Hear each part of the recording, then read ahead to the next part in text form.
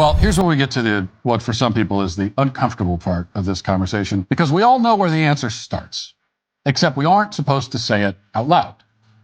Every single person listening right now is thinking the same thing, but you're not supposed to say it. But I will say it. The population of Jackson is 80% black. Now, you might know nothing about Jackson at all, but just based on the crime stats, you already made assumptions about the racial demographics, and your assumptions were right. You heard that it's a place where violent crime is overwhelming. You make an assumption that it must be a heavily black community.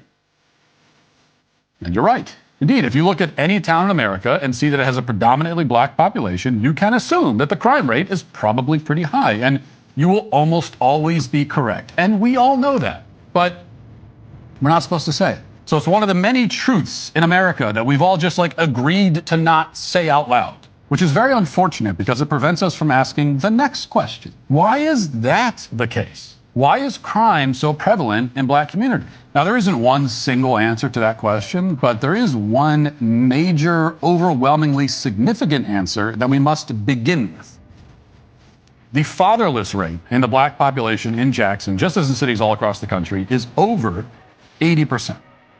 Now, you've heard stats like that before, especially on this show, but you hear it so often that it might not really sink in. I mean, really think about it. Over 80%. I mean, we are rapidly approaching a point where married parents and intact families simply just don't exist in Jackson or cities like it at all. In fact, the fatherless problem is so pervasive in Jackson and other cities in that state that the out-of-wedlock birth rate in all of Mississippi is now over 50%. In the entire state, a child in Mississippi is more likely to be born to an unmarried mother than to a married one. It is not possible to have a functioning society with statistics like that. There has never been in the history of the world a functioning society with statistics like that, ever. It's impossible. It is a guaranteed recipe for crime, violence, dysfunction, and chaos.